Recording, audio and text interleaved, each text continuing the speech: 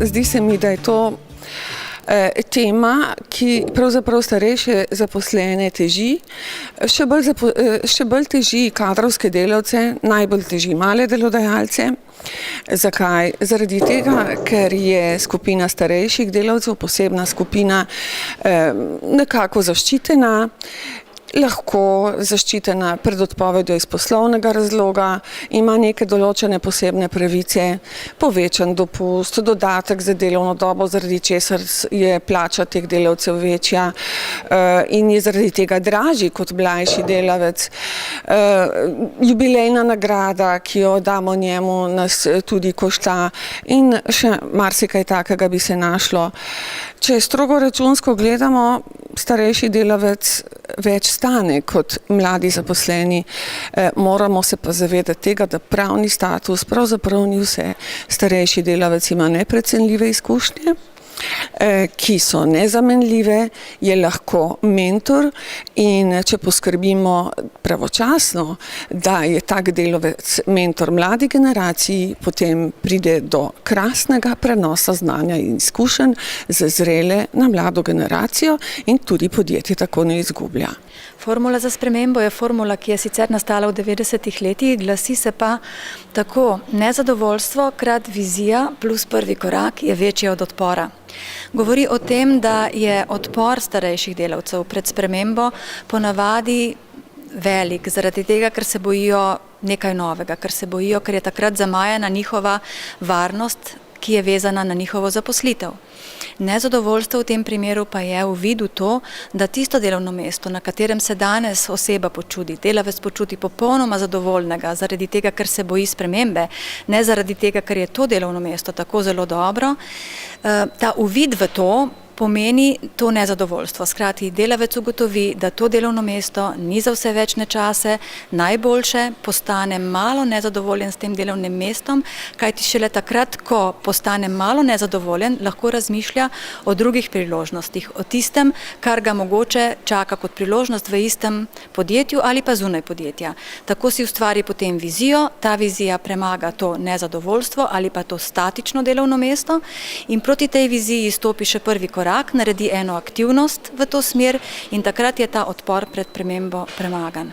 In to je formula, po kateri lahko pravzaprav si kadrovski delavci ali pa vodje pomagajo, s katero si pomagajo, ko želijo motivirati, ko želijo prepričati posameznika, da spremeni nekaj pri sebi v smislu svoje zaposlitve v podjetju. Ko se v podjetju odločajo, da bi dejansko ponudili starejšim zaposlenim drugo ustrezno delovno mesto oziroma mogoče jim sam spremenili delovne naloge, je gotovo najprej pomembno to, da takega starejšega delamo, motiviramo, da je pripravljen sprejeti te nove zadolžitve, da je pripravljen na novo opravljanje del in ponavadi si pri prenosu znanj, zato da je starejšemu delavcu lažje, kot pač vstopa v te nove delovne procese, si potem pomagamo z metodo mentorstva oziroma na drugi strani z metodo coachinga. To pomeni, da pri metodi mentorstva je sicer naravnano učenje na tak način, da pač mentor vodi proces po proces učenca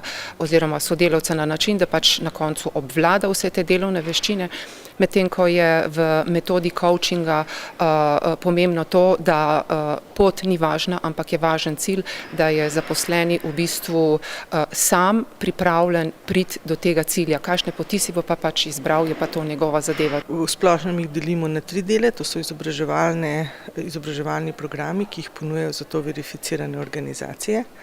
Potem je možno dokazati kompetence v procesu pridobivanja nacionalnih poklicnih kvalifikacij in pa dobro poznani programi usposabljanja in funkcionalnega izobraževanja, ki pa predstavljajo en velik bazen za usposabljanje posameznih kompetenc človeka, za katerega ugotovimo, da mu manjka en majčken delček in se z njim dogovorimo, da bi bilo modro, da to dobi pri nekem ponudniku oziroma izobraževalni organizaciji.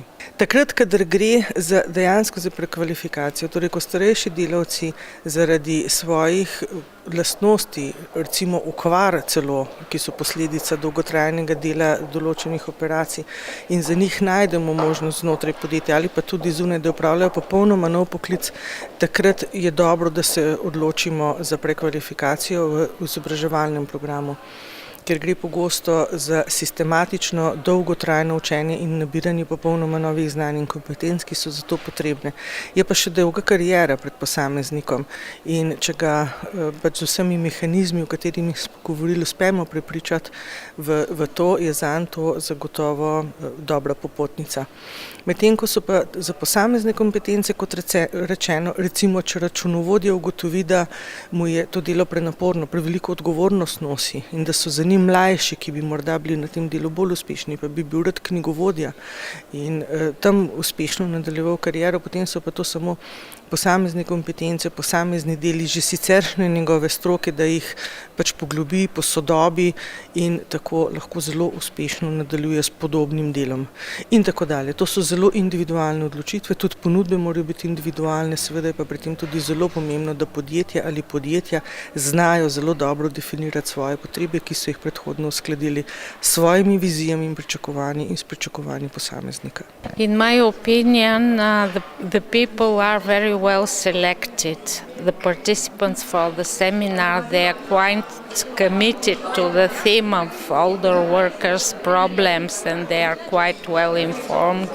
And I think the themes included in this seminar will support their future work on this field, working with older workers, solving their problems, and at the same time keeping in mind the interests of the companies to find this cross-section between interests of workers and interests of the companies. Današnja delavnica je zelo zanimiva, predvsem zato, ker udeleženci aktivno sodelujemo, se pravi interakcija je zelo fajn in ni tiste samo predavanje, ampak je dejansko delavnica v pravem smislu besede. Zdi se mi koristna zato, ker je kar precej izmenjav dobrih praks med podjetji, proizvodnimi podjetji in tudi storitvenimi podjetji z različnih vidikov, predvsem pa se kaže da je treba pri premagovanju ovir med starejšimi in mlajšimi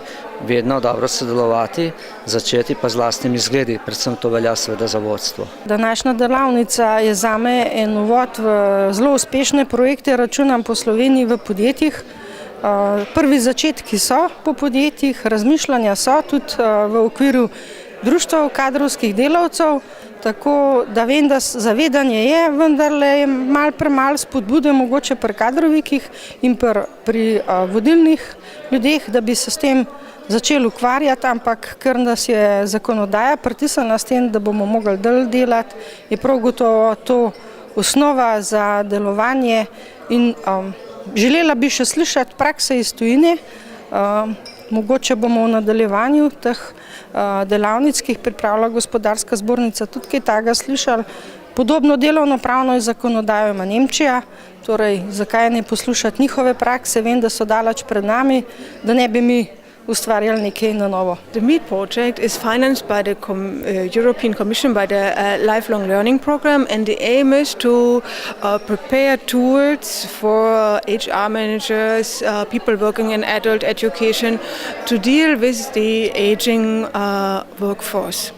We have a lot of, we raised the retirement age during the last years. More and more workers have to work for longer years, until 65, in some countries even to 67 years. So companies have to invest more in their training. But workers are not, like 10 years ago, nobody did invest in these workers. They are not used to any trainings. They usually have also a very long job tenure. They didn't change job for 10, 20 years. So they're very difficult to face these changes. And we helped human resource managers and adult educators with tools, with a project publication, with workshops, to work with these people.